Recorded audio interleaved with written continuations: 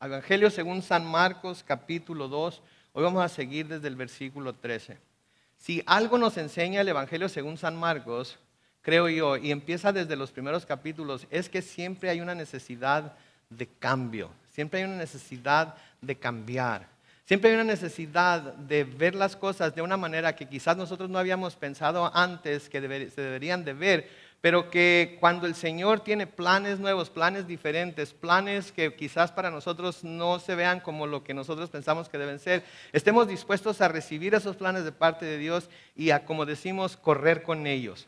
Creo que eso es algo que el Evangelio según San Marcos nos enseña. Los judíos estaban acostumbrados a un sistema religioso, los judíos estaban acostumbrados a hacer cosas de cierta manera y ciertas cosas eran muy rígidos en la manera en la que las hacían. Pero el Señor Jesús viene y empieza a poner la casa de cabeza, se podría decir.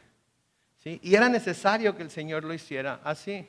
A menudo no nos gusta cuando el Señor llega y empieza a poner las cosas patas para arriba, ¿verdad? Nos sentimos así como perdidos, nos sentimos así como que, ¿qué estás haciendo, Señor? Pero quiero que nos demos cuenta que el Señor no puede derramar de su espíritu, el Señor no puede hacer cosas nuevas entre gente que está tan cerrada en la manera en la que ha estado haciendo las cosas que no tiene la visión para ver cuando Dios está queriendo traer algo nuevo. Y creo que hemos podido ver ya desde nuestros primeros estudios acerca de la vida de Jesús, que Él desde el principio empieza a mover las cosas en una forma diferente. La semana pasada hablamos acerca de un paralítico, ¿verdad? Que Él sanó. Pero para sanarlo, ¿qué es lo primero que le dice al paralítico?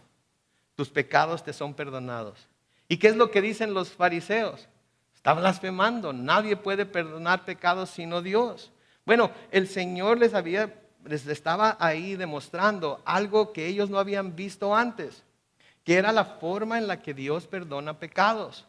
¿Sí? Ellos ponían un sinnúmero de requisitos, un sinnúmero de ritos, un sinnúmero de cosas que los judíos tenían que hacer para poder recibir el perdón de Dios.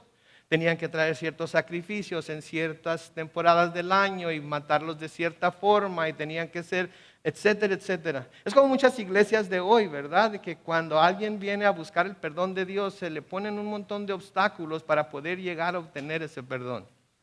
Pero Jesucristo nos muestra que lo único que tiene que pasar es que tenemos que estar dispuestos a recibir ese perdón. Y para poder recibir ese perdón, primero tenemos que estar dispuestos a reconocer que hemos pecado.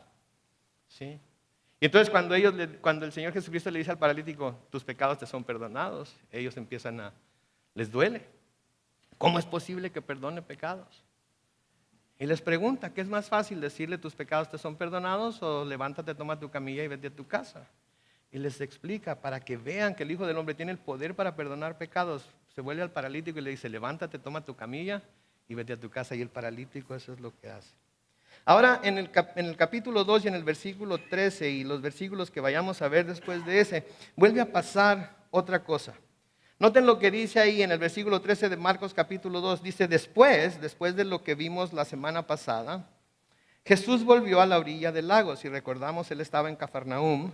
Estaba en su ciudad sede, ahí era donde él iba a la sinagoga y enseñaba, pero ahora vuelve a la orilla del lago. El lago está hablando del mar de Galilea. Y note que dice que toda la gente se le acercaba y él les enseñaba. Ahora yo no sé si ustedes se han dado cuenta, pero constantemente hemos estado viendo a través de nuestro estudio en estos primeros capítulos de Marcos que una de las cosas principales que el Señor hacía era enseñar a la gente. Parece que no podemos escaparnos del hecho de que su principal misión, su principal actividad era enseñar. No era sanar aunque sanaba, no era echar fuera demonios aunque los echaba fuera. ¿Sí? Era enseñar. Y esto es lo que nosotros también debemos de estar haciendo como iglesia y como individuos. ¿Sí? Tenemos que estar enseñándole a la gente la palabra de Dios. Tenemos que estarles hablando acerca de lo que la palabra de Dios dice. Tenemos que decir, la Biblia dice esto. Y cuando se nos hace una pregunta, cuando se nos quiere presentar algún argumento acerca de algún punto de vista del mundo o algún punto de vista diferente, tenemos que decir, sí, eso está bien. La cultura lo acepta y la mayoría de la gente lo hace, pero la Biblia dice así. Cuando nosotros empezamos a hacer esas cosas, la gente empieza a replicar y empieza a quejarse de que la Biblia fue escrita por hombres, de que es un libro anticuado, de que no es relevante a nuestros tiempos. Pero es importante que nosotros les hablemos de la Biblia. Es importante que les digamos lo que la palabra dice, porque esta misma Biblia, esta misma palabra que repudian, esta misma palabra que no quieren escuchar, esta misma palabra contra la que se rebelan, es la que un día los va a juzgar. Es la que un día los va a juzgar. Y es lo mismo que nos va a juzgar a nosotros, la palabra de Dios. Él nos va a medir con su palabra, con lo que Él dijo y qué tan obedientes fuimos nosotros a ella. ¿Sí? Obviamente a los cristianos no para juicio, sino para ver qué galardones vamos a recibir. Pero todos vamos a ser juzgados según lo que hayamos hecho, medidos por la palabra de Dios. En el libro del Apocalipsis se nos dice que de la boca de Jesús salía una espada afilada. La espada sabemos que es la palabra de Dios. Y dice, para herir con ella a las naciones. Esta palabra que ahora rechazan, esta enseñanza que ahora rechazan, un día va a venir a juzgarlos. Y un día va a venir a condenarlos. Y cuando digan, yo no sabía, ¿verdad? Eso no va a valer delante de Dios, porque la ignorancia de la ley no de ninguna manera excusa la desobediencia a la ley. No podemos decir yo no sabía, especialmente si lo hemos oído. Y para Jesús, ¿sí? Era tan importante enseñarle a la gente la palabra de Dios, que siempre comenzaba lo que estaba haciendo con eso, con la enseñanza. Y eso debe también de ser importante para nosotros. Y debe ser importante no solamente enseñarla, sino que debe ser importante aprenderla también. ¿Sí? No debemos de ver la Biblia como un libro que podemos poner de adorno sobre la mesa de centro, que podemos tener ahí para cuando se... No, tenemos que conocerla. ¿Sí? En Oseas, capítulo 4, y en el versículo 6, noten lo que dice el Señor a través del profeta. Dice, mi pueblo ha sido destruido porque le faltó ¿qué? Mi pueblo ha sido destruido porque le faltó conocimiento. Puesto que tú desechaste el conocimiento, yo te desecharé del sacerdocio. Puesto que te olvidaste de la ley de tu Dios, también yo me olvidaré de tus hijos. Está hablándole a Israel. Israel era un pueblo que iba a ser un sacerdote. ¿Se acuerdan que era un pueblo de reyes y sacerdotes que iban a presentarle a Dios al mundo? Bueno, desecharon el conocimiento y el pueblo fue destruido. Podemos ver a través de los diferentes profetas cómo el pueblo de Dios fue destruido precisamente porque desecharon su ley, porque desecharon el conocimiento de su ley. Entonces nosotros como pueblo de Dios no solamente debemos poner un énfasis en enseñar la palabra, debemos poner un énfasis en aprendernos la palabra, porque si no aprendemos la palabra, no tenemos la palabra para enseñarla. Por eso es importante no solamente que el pastor se prepare para predicar, para presentar la palabra de Dios, sino que la iglesia en general esté bien preparada también para llevar la palabra de Dios afuera de ella. Ahora, como pastor, yo no quiero que esto nos pase a nosotros como iglesia. Que Dios diga, los destruí porque despreciaron el conocimiento de mi palabra. Los destruí porque estaban haciendo todo tipo de cosas menos lo que mi palabra dice. Y como pastor, yo quiero poder decir como Pablo en su despedida a los hermanos de Éfeso en la isla de Mileto. ¿Se acuerdan lo que Pablo les dijo en Hechos capítulo 20? En los versículos 26 y 27 les dice, por lo tanto, puedo asegurarles que estoy limpio de la sangre de todos, pues no me he negado de anunciarles el plan de Dios. La Reina Valera 60 dice, todo el consejo de Dios. Entonces Pablo se dedicó, además de todo lo que hizo como misionero, además de todo lo que hizo como apóstol, se dedicó principalmente a enseñar la palabra de Dios, porque el pueblo de Dios necesita tener todo el consejo de Dios. No versículos aquí, versículos allá, no un pasaje que me gusta aquí y el que no me gusta lo desecho, no, todo el consejo de Dios. Y por eso el Señor se concentró en eso. Porque no quería que nadie dijera después, es que no me dijo, es que no me dijiste, es que no lo enseñaste, eso no lo escuché, eso no lo sabía, porque eso no va a tener ninguna validez delante de Dios. En el versículo 14, noten lo que sigue diciendo ahí en Marcos capítulo 2. De paso, vio a Leví, hijo de Alfeo, que estaba sentado donde se cobraban los impuestos. Y le dijo, sígueme. Y Leví se levantó y lo siguió. Leví se llama Mateo en Mateo 9:9 era un recaudador de impuestos, que significaba básicamente que era un empleado de Roma, lo que hacía que todos los judíos lo odiaran. Los judíos no lo podían ver, ¿sí? Porque él estaba básicamente traicionando a su pueblo, cobrándoles impuestos por todo tipo de cosas que ellos sentían que no debían pagar impuestos. Se pagaban impuestos por entrar a la ciudad, se pagaban impuestos por salir de la ciudad, se pagaban impuestos si se entraba con cosas para vender, se pagaban impuestos de una vez que habían vendido todo lo que habían vendido porque habían ganado dinero.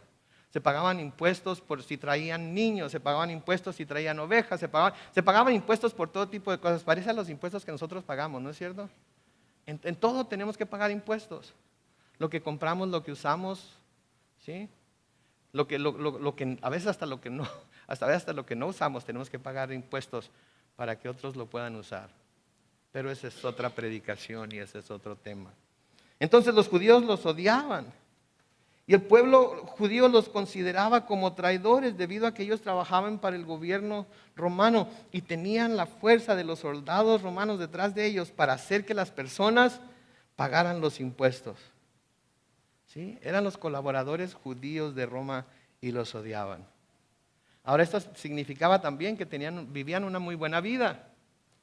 ¿Sí? Porque cobraban lo que se les antojaba cobrar a las personas. Con que ellos le entregaran al gobernador de la región el dinero que él le pedía y con que el gobernador de la región recibiera la cantidad de dinero que el César pedía, entonces los cobradores de impuestos podían cobrar lo que ellos les diera la gana. Podían dobletear el impuesto, podían perdonar el impuesto, tenían mucho poder. ¿Sí? Entonces era un negocio muy lucrativo. ¿Se acuerdan de Zaqueo, verdad? Zaqueo era cobrador de impuestos. En algunos pasajes se les llama publicanos. No republicanos, publicanos. ¿Ok? Entonces eran odiados. Y tenían la oportunidad de ganar muy buen dinero. Leví o Mateo. Pero noten cómo al llamar Jesús a Leví para que lo siguiera, ¿qué hizo? Se levantó inmediatamente y lo siguió. Y lo que estaba declarando al seguir a Jesús, al levantarse y seguir a Jesús, es que básicamente estaba renunciando a todas las ganancias que estaba recibiendo como publicano. Porque una vez que los soldados vieran que deja la banca de los impuestos, una vez que todos los que están a su alrededor ven que deja la banca de los impuestos, una vez que aquellos a los que en alguna ocasión abusó de ellos financieramente ven que dejan la banca de los impuestos, ya no va a poder volver. Ya no va a poder volver.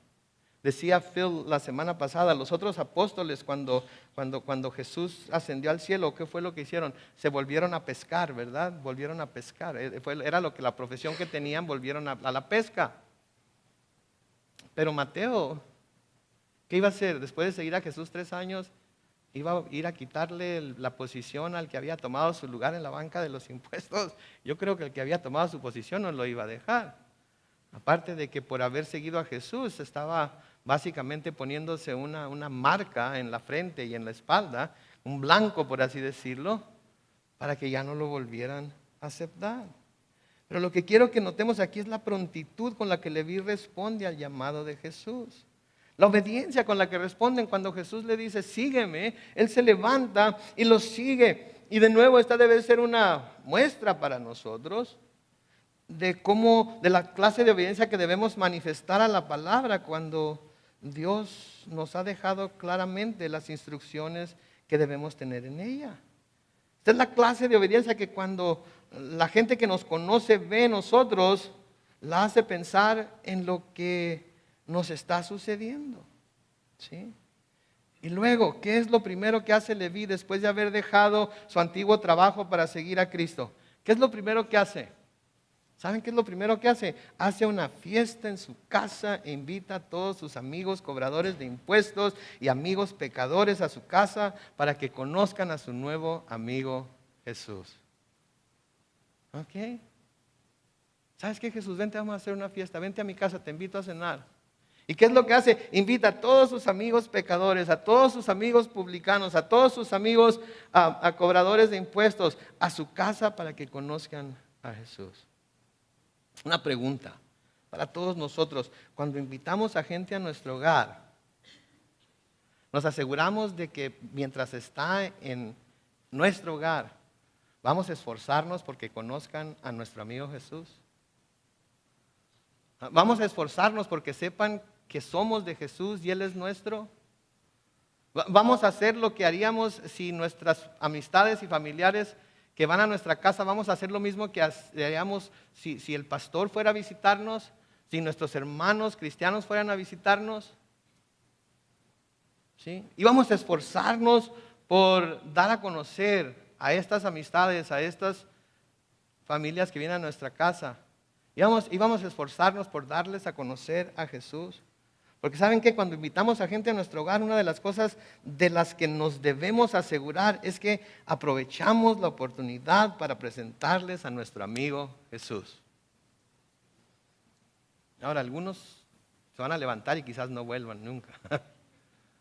Otros se van a levantar y van a volver 1 o 2 o 3 veces, y cuando cada vez que vengan a nuestra casa oyen otra vez acerca de Jesús, y oyen otra vez acerca de la Biblia, y oyen otra vez acerca de nuestro caminar con Él, y oyen otra vez acerca de todo lo grande que ha hecho en nuestras vidas, etcétera, etcétera, quizás después de 2 o 3 veces entonces ya no vuelvan, pero quizás alguno de ellos va a decir, dime más.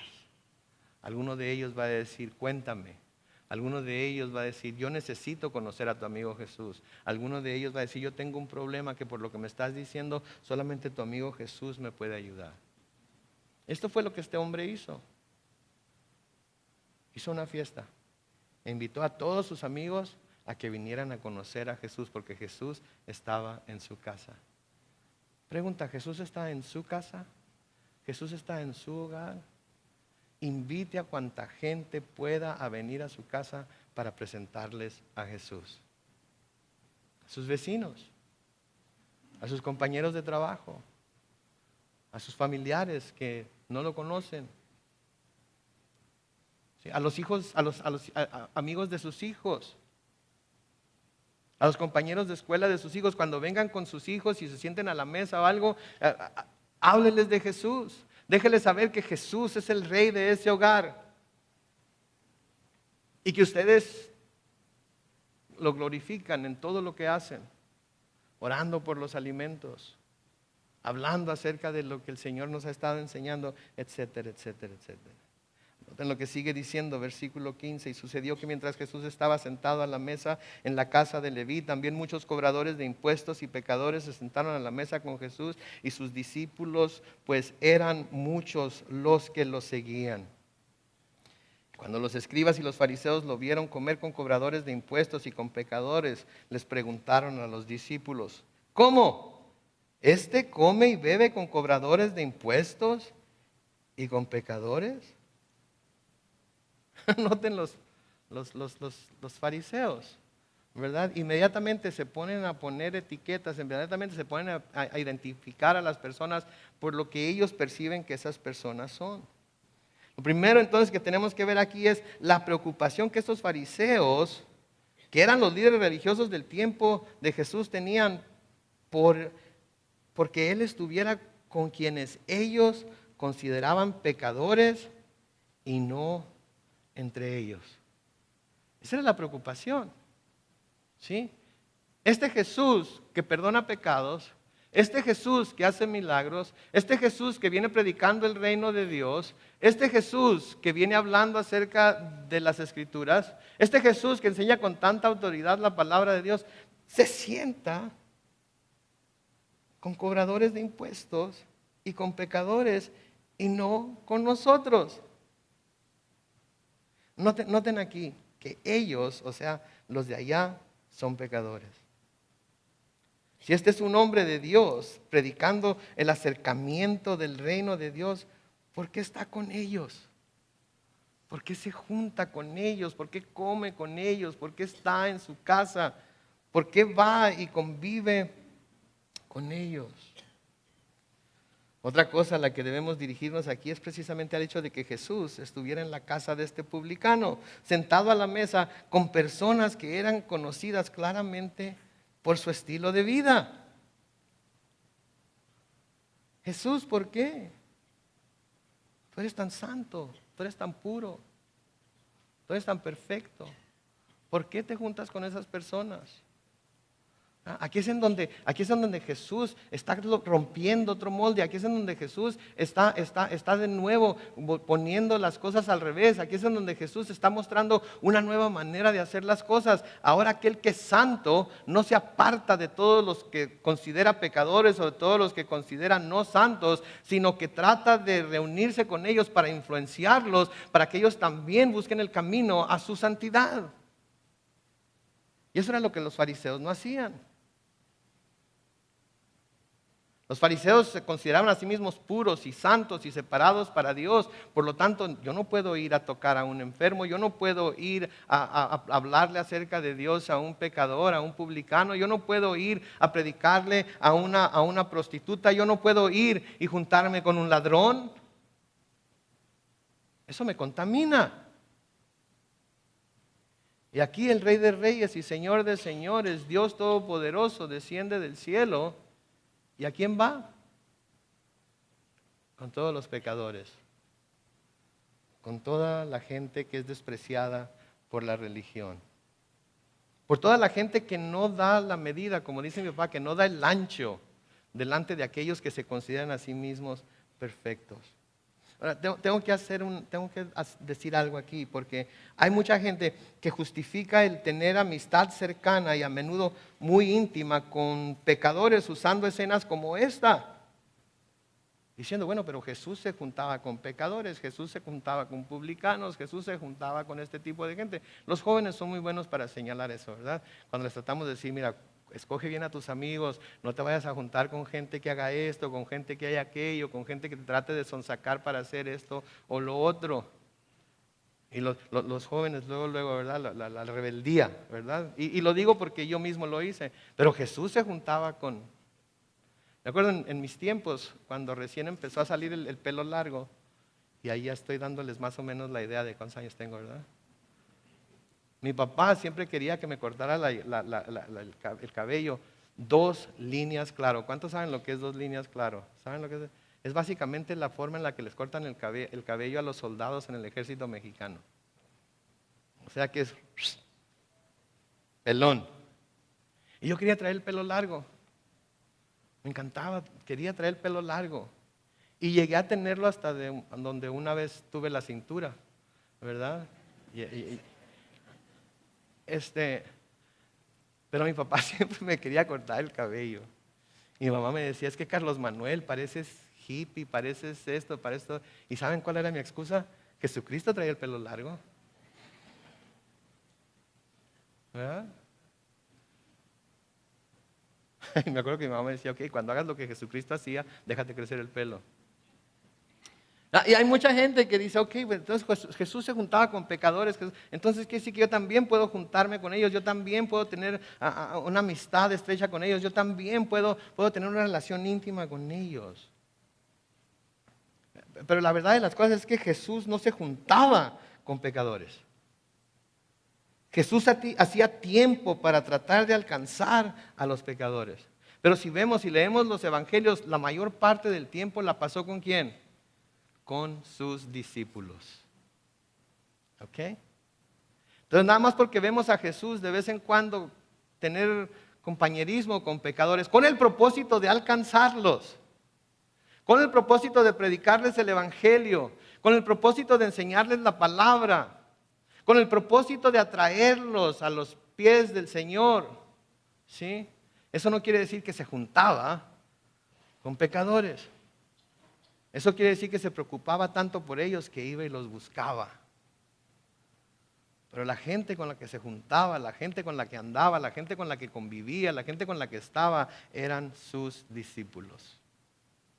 Una gran diferencia, mis hermanos y hermanas. Una gran diferencia. Porque si vamos a juntarnos con gente pecadora, tiene que ser con el propósito de acercarla a Cristo, de influenciarla a ella a que sea como nosotros, no para permitir que ellos nos influencien a nosotros, porque eso es lo que a menudo suele suceder. Vamos con el propósito de alcanzarlos y ellos nos alcanzan a nosotros. Se los he dicho algunas veces, ya los que tienen tiempo aquí lo han oído varias veces. Mi mamá siempre me decía: Carlos Manuel, dime con quién andas y te diré quién eres. ¿Cuántos han escuchado ese dicho? Cómo me caía gordo cuando mi mamá me decía eso. Porque ¿saben cuál era mi excusa? Mamá, yo no ando con ellos para hacer lo que ellos hacen. ¿Y saben qué terminaba haciendo? Lo que ellos estaban haciendo. ¿Por qué? Porque en el mismo libro de Proverbios se nos dice: nadie puede jugar con fuego y no quemarse. Si andamos en el lodo nos vamos a manchar. ¿Alguien ha tenido esa experiencia o nomás yo? No levante la mano, por favor. Entonces es muy diferente lo que Jesús estaba haciendo a lo que nosotros decimos que vamos a hacer. Y Jesús hacía tiempo de nuevo para tratar de alcanzar a estos pecadores, para tratar de alcanzar a estos publicanos. Pero la mayor parte de su tiempo lo pasó con sus discípulos, con aquellos que lo seguían, con aquellos que querían aprender de él, con aquellos que querían aprender lo que él estaba enseñando acerca del reino. Entonces no tratemos de excusar las cosas que hacemos tomando una pequeña porción de lo que Jesús hacía y decir: ya ves, Jesús lo hacía también. Versículo 17 nos sigue diciendo: Jesús los oyó y les dijo: no son los sanos los que necesitan de un médico, sino los enfermos. Y yo no he venido a llamar a los justos, sino a los pecadores. Quiero que se den cuenta de algo aquí, ¿ok? Jesús no está declarando aquí que los fariseos estaban sanos. Mucho menos está declarando que los fariseos fueran justos. Lo que está diciendo aquí es que ellos mismos se habían declarado a sí mismos como tales al señalar que los demás eran pecadores y ellos no. Entonces nadie vaya a creer que Jesús estaba diciendo: ok, yo no voy con ustedes porque ustedes ya están sanos. Yo no voy con ustedes porque ustedes ya son justos. La palabra de Dios nos dice que no hay justo ni aún uno. Entonces ellos no eran justos y mucho menos estaban sanos. Más adelante les dice sepulcros blanqueados, ¿verdad? Que por fuera se miran muy bonitos, pero por dentro están llenos de huesos y putrefacción. Entonces no estaban sanos y no eran justos. Pero ellos mismos se habían declarado a sí mismos como tales al señalar que los demás eran pecadores y ellos no. Algo que debemos de recordar siempre, porque vamos a tener la oportunidad de recibir todo tipo de gente aquí nosotros. ¿Sí? Y tenemos que entender que todas las personas que pasan por estas puertas son pecadores. Somos pecadores, ¿no es cierto? Algunos redimidos ya por la sangre de Cristo, pero van a venir quienes no son redimidos todavía por la sangre de Cristo. Yo he hablado con los sugieres y les he dicho: no importa quién quiera pasar por esas puertas, no importa cómo vengan vestidos, inclusive no importa que vengan hasta las chanclas, no importa cómo vengan, tenemos que dejarlos entrar. Porque puede ser aquí el lugar en donde finalmente llegan al conocimiento de la salvación en Cristo. Y no podemos asustarnos nosotros cuando llegue alguien, llegue como llegue. Déjenme preguntarles, no me van a poder contestar todos, pero ¿qué haríamos nosotros si llegaran dos hombres agarrados de la mano y entraran y se sentaran enfrente? Piensen, ¿qué harían? ¿Qué pensarían? O dos mujeres. O si llegara alguien y se anda cayendo de borracho, ¿qué diríamos? ¡Ah! ¡Sáquenlo de aquí! Esta es una iglesia. Este es un lugar santo. Échenlos para afuera, par de cochinos. Ahora déjenme preguntarles, ¿qué haría Jesús? Viendo lo que estamos viendo acerca de qué haría Él. les diría, pasen, siéntense aquí, miren, tenemos una enseñanza acerca de la palabra de Dios que va, si la escuchan y la reciben, puede transformar su vida. Sí, esa es la actitud que debemos tener, porque saben que este lugar, aunque entre semana es un auditorio de escuela, y aunque ahorita que nosotros estamos aquí es la iglesia de Cristo, este lugar es un hospital. Es un hospital en donde todos venimos y todos estamos enfermos de una cosa u otra. Algunos físicamente, algunos emocionalmente, algunos espiritualmente, pero todos estamos enfermos de una cosa u otra. ¿Y saben qué necesitamos más que juicio? ¿Saben qué necesitamos más que condenación? ¿Saben qué necesitamos más que nos señalen nuestros errores? Necesitamos la gracia de Dios. Y una de las cosas que toda persona que entre por esas puertas debe recibir, haya profesado fe en Cristo o no, es la gracia de nuestro Señor por parte de nosotros que somos su iglesia. Entonces aquí el Señor estaba poniendo las cosas otra vez patas para arriba. Estaba cambiando todo.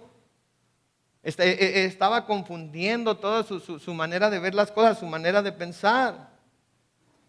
Y de nuevo, no estaba diciendo que ellos eran justos o que ellos eran sanos. Simplemente lo que estaba diciendo era que Él vino por aquellos que saben que están enfermos. Él vino por aquellos que saben que necesitan un cirujano. Él vino por aquellos que se encontraban perdidos. Los que se consideran justos a sí mismos no pueden ser llamados por el Señor porque no tienen, según ellos, necesidad de ser sanados o perdonados por nada. El que se considera justo no tiene necesidad del Señor. El que se considera justo, el que se considera completamente sano, no tiene necesidad de un médico. El que viene aquí y se considera como que ya la hizo, ya la logró, ya no tiene necesidad de ser perdonado, ya no tiene la necesidad de recibir un toque sanador, un toque limpiador de parte. Ya la hizo. Saben que él no va a ser tocado, ella no va a ser tocada, ella no va a ser llamada por Dios porque no lo necesita. Se tiene que reconocer que se es pecador para poder recibir el beneficio del perdón de Dios. Se tiene que reconocer que se está enfermo para poder recibir la sanidad que solamente Jesús puede dar. Se tiene que reconocer que estamos en tinieblas para poder tener la oportunidad de que el Señor nos saque de esas tinieblas y nos lleve a su luz admirable. Tenemos que reconocernos primeramente como pecadores para que Él nos pueda salvar y perdonar. Si decimos que no somos pecadores, no necesitamos al Señor. Ya la hicimos. Espero que no haya ninguno de esos aquí en esta mañana. Espero que todos reconozcamos cuánto lo necesitamos. Porque pecamos de obra, pensamiento, de palabra. Pecamos y constantemente necesitamos el perdón de Dios. En primera de Juan capítulo 1. Los versículos 8 al 10 se nos dice, si decimos que no tenemos pecado, ¿qué hacemos? Nos engañamos a nosotros mismos y la verdad no está en nosotros. Pero luego en el versículo 9 nos dice que si confesamos nuestros pecados, Él es fiel y justo para perdonar nuestros pecados y limpiarnos de toda maldad. Y de nuevo en el versículo 10 se nos dice, si decimos que no hemos pecado, lo hacemos a Él mentiroso y su palabra no está en nosotros. Espero que no seamos como los fariseos. Espero que no veamos a la gente que tropieza y que cae y que necesita ser tocado por Dios, que no la veamos como, ¿en serio Cristo quiere algo como eso? ¿En serio Cristo desea salvar a alguien como esa persona?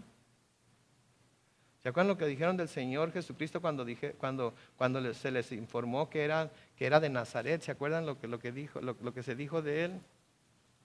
¿De Nazaret puede salir algo bueno? Es como el presidente de Estados Unidos hablando de Haití, de los países africanos, de los que se expresó como se expresó hace poco, ¿verdad? ¿Que Estados Unidos no tiene gente igualita a la gente que vive en esos países? Y a veces peor. Espero que no tengamos ese espíritu de fariseo, pero también mi oración es que no tengamos ese espíritu de fariseo contra los fariseos. Porque podemos llegar a ser como los fariseos al decir, qué bueno que no soy como los fariseos, ¿verdad? No, debemos tener un espíritu de humildad como el que tenía el Señor Jesucristo. Estar dispuesto a extender nuestra mano y tocar a quien necesite ser tocado para recibir sanidad. Estar dispuesto a ir a donde tengamos que ir para alcanzar a los que todavía no conocen al Señor. Pero eso no quiere decir que vamos a vivir, que vamos a juntarnos con ellos y hacer lo que ellos hacen. Simplemente quiere decir que vamos a darnos el tiempo de ir a buscarlos. En Juan capítulo 2, los versículos, primera de Juan capítulo 2, los versículos 1, 2, Juan dice, hijitos míos, les escribo estas cosas para que no pequen. Si alguno ha pecado, tenemos un abogado ante el Padre, a Jesucristo el justo. Y Él es la propiciación, noten, por nuestros pecados, y no solamente por los nuestros, sino también por los de ¿quién? Todo el mundo. ¿Qué quiere decir? Que no hay persona en este mundo que no pueda ser salva si quiere ser salva. Que no hay persona en este mundo que no pueda ser perdonada si quiere ser perdonada.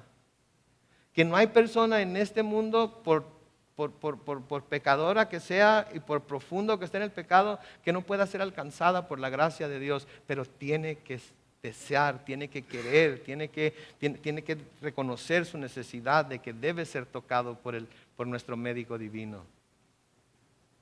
¿Sí? Y eso era lo que los fariseos no entendían. Y eso era lo que los fariseos criticaban. ¿Sí? De nuevo el Señor poniendo todo de cabeza. Noten ahí en el versículo 18 de Marcos. Dice, los discípulos de Juan y los fariseos estaban ayunando. Así que algunos fueron a preguntarle, ¿por qué los discípulos de Juan y los fariseos ayunan y tus discípulos no? Ahora, una de las cosas que tenemos que recordar es que a veces las cosas que leemos aquí no están cronológicamente escritas. Nada más porque siguen una detrás de la otra no quiere decir que sucedió inmediatamente después de lo que se dijo o de lo que se vio antes. Entonces aquí puede ser una sección completamente separada en donde se presentó la oportunidad de hablar sobre el ayuno y se dirigen a él con esta pregunta. Los discípulos de Juan y los fariseos estaban ayunando, así que algunos fueron a preguntarle, ¿por qué los discípulos de Juan y de los fariseos ayunan y tus discípulos no? Ahora no se nos dice quién hizo la pregunta, no se nos dice cuándo se hizo la pregunta, pero la pregunta se hizo. Ahora, los fariseos tenían la costumbre, y escuchen que dije la costumbre, de ayunar 2 veces por semana. Lucas 18:12 nos dice eso. Y tenían esa costumbre que ayunaban 2 veces por semana. Ahora, ¿qué es el ayuno? El ayuno era y es algo que se hacía para afligir el cuerpo y buscar las cosas del Espíritu. Y en el tiempo de Jesús los fariseos lo habían convertido en algo a través de lo cual hacían alarde de su religiosidad. En otras palabras, yo ayuno 2 veces por semana. ¿Tú cuántas veces por semana ayunas? ¿Verdad? Porque si decían algo menos, entonces tenían la habilidad para, como dice mi papá, pararse el cuello y decir yo soy más espiritual que tú. ¿Sí? Entonces era para eso, para lo que lo usaban. Para hacer alarde de su religiosidad. Pero el Señor tuvo que advertirles a los discípulos que cuando ayunaran no lo hicieran como lo hacían los fariseos.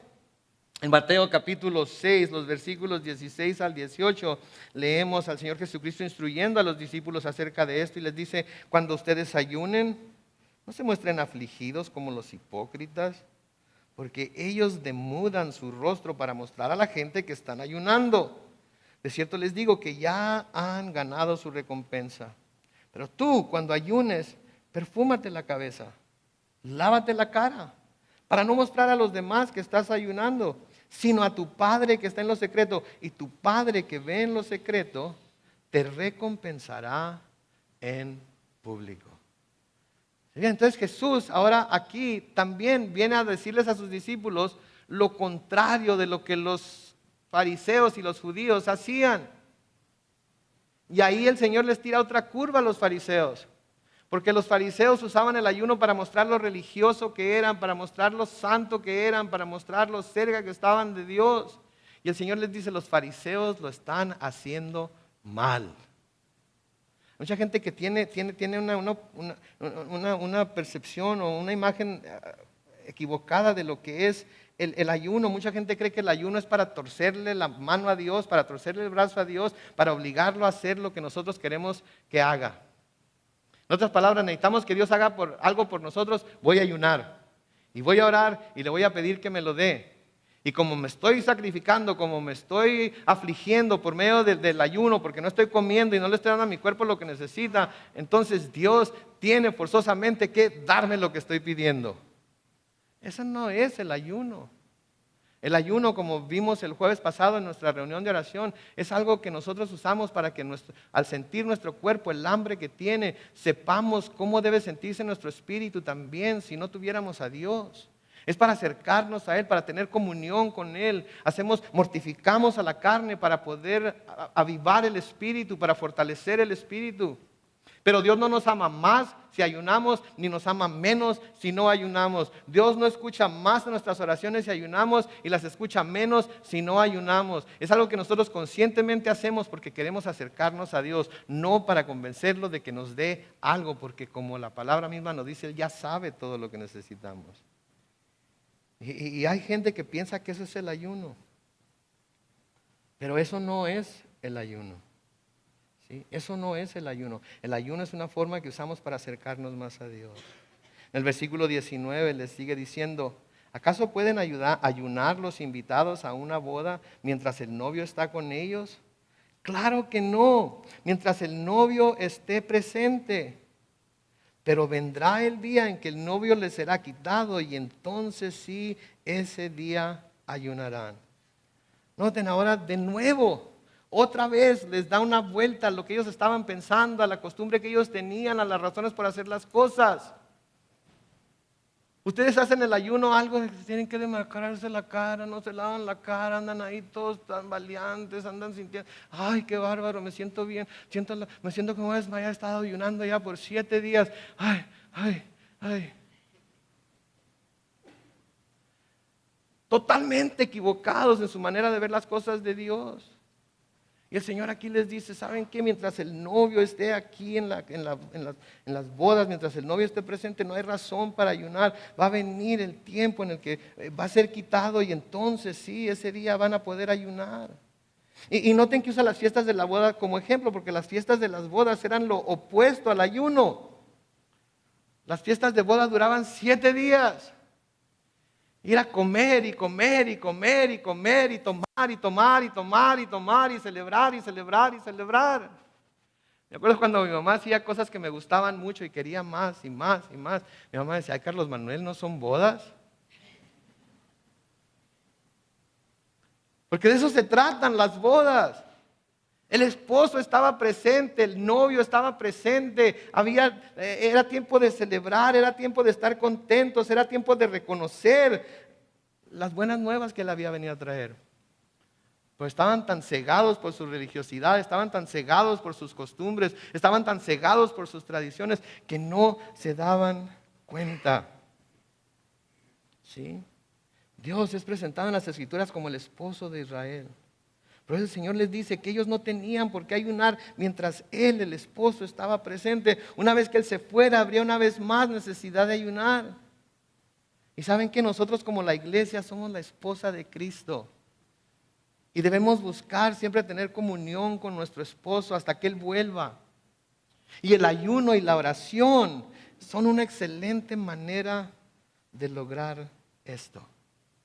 Pero debemos hacerlo porque queremos acercarnos a Él. Debemos hacerlo porque queremos tener comunión con Él. Debemos hacerlo porque deseamos pasar tiempo con Él. No hacerlo porque queremos que nos dé algo.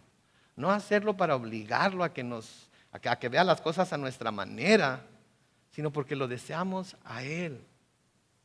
A veces deseamos más el don que al dador del don, ¿no es cierto? Y no puede ser así. Tenemos que desear más al que da los dones que los dones mismos. Porque los dones sin el dador pueden ser dones falsos. Los dones sin el dador pueden ser dones que nosotros pensamos que tenemos, pero que en realidad Dios no nos los ha dado. Puede ser simplemente habilidades naturales que tenemos porque de esa clase de familia venimos.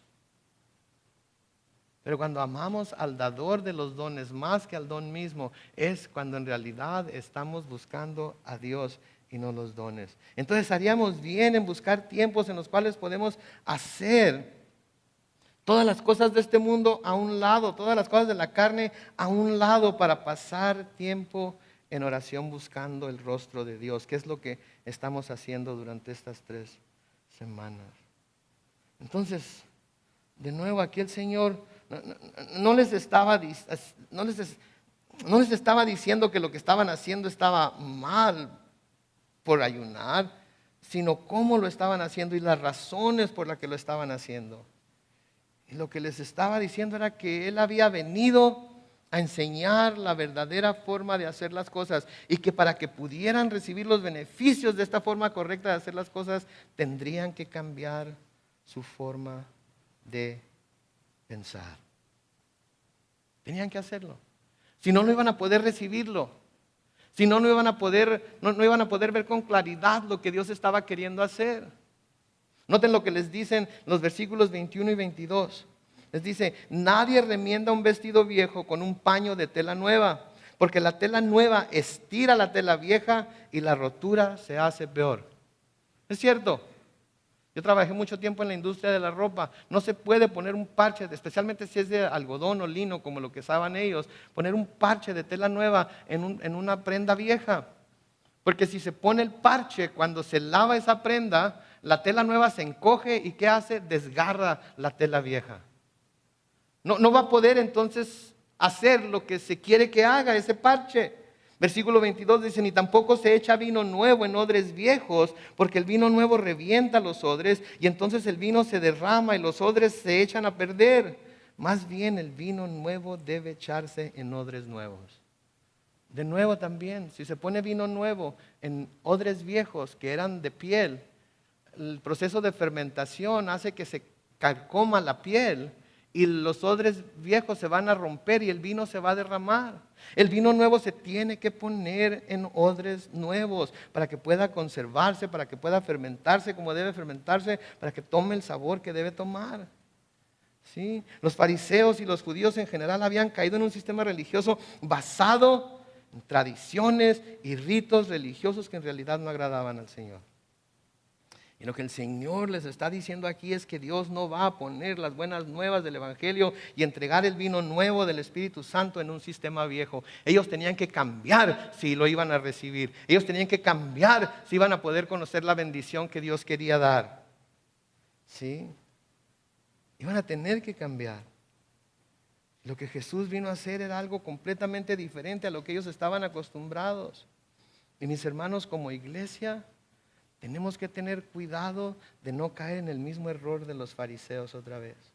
Tenemos que estar en la misma frecuencia que Dios y saber cuándo y qué hay que cambiar para que Él pueda derramar el vino nuevo en y sobre nosotros como su iglesia. No podemos decir: es que siempre lo hemos hecho así. No podemos decir: es que siempre. ¿Qué pasó hoy? Llegué y ya estaba la predicación, ¿que no cantaron? A lo mejor hoy decidimos cantar un canto nada más y luego la predicación. Es que ustedes nunca lo han hecho así, nosotros siempre lo hemos hecho de esta otra manera. O si hacemos algo como bautismos. Okay. Señor Jesucristo los bautizó en el río, ustedes bautizan en una pila bautismal. ¿Sirve así el bautismo también? O si celebramos la comunión, galletas y jugo, ¿qué es eso? El Señor siempre lo celebraba con pan sin levadura y vino. Y así un sinnúmero de cosas. Podemos tener muchas tradiciones, buenas tradiciones, pero que si no estamos dispuestos a romper el molde, cuando el Señor quiere que rompamos el molde, nos vamos a perder de muchas cosas que el Señor quiere hacer únicamente por estar engranados en nuestra religiosidad, estar engranados en nuestras tradiciones. ¿Cómo? ¿Miraste al líder de alabanza? Traía tatuajes. ¿Y? ¿Miraste a la gente que está poniendo el pastor ahí enfrente para liderar la alabanza? Son puros chavalos, son pura gente joven. Pura tambor y las guitarras y se mueven y brincan. ¡Hey! A lo mejor eso es como el Espíritu de Dios nos está moviendo. Quiere hacer algo nuevo. Y nosotros por estar como los fariseos juzgando y encontrando cosas de qué quejarnos y diciendo nosotros no hacemos así las cosas, nosotros somos diferentes, nosotros somos más santos, nosotros tenemos todo en orden. ¿Saben qué? Si esa es la clase de iglesia que vamos a hacer, vamos a perdernos de muchas cosas que el Señor Jesús quiere hacer por medio de su Espíritu, porque no vamos a poder recibirlo. No vamos a poder recibirlo. Estamos en un tiempo de cambio en nuestra iglesia ahorita, ¿verdad? Brian Newberry, 32 años de pastor. Y ahora Phil Metzger. Persona, créanme, completamente diferente a Brian Newberry. Y no debemos caer en el error de decir algún día, pero es que el pastor Brian no lo haría así. Qué bueno que el pastor Brian no lo haría así. Pero Phil sí lo está haciendo. ¿Sí? ¿Y es para qué? Porque Dios quiere traer algo nuevo a esta iglesia. Dios quiere traer un espíritu nuevo. Dios quiere voltearnos boca abajo. Dios quiere ponernos de cabeza. Dios quiere que esperemos que Él haga cosas grandes en este nuevo año. Pero no podemos hacer que Dios quede en nuestra forma o en nuestra forma de ver las cosas. Nosotros nos tenemos que hacer a la de Él. Esto es lo que el Señor Jesucristo estaba haciendo aquí. A cada vuelta que daba era otra tradición que volteaba boca abajo. A cada vuelta que daba era otro molde que rompía. A cada palabra que decía era otra cosa que los religiosos decían, esto no está bien. Tenemos que ser odres nuevos. Tenemos que pedirle al Señor que nos haga odres nuevos para poder recibir el vino nuevo en este tiempo en el que Él quiere hacer cosas nuevas entre nosotros. Amén.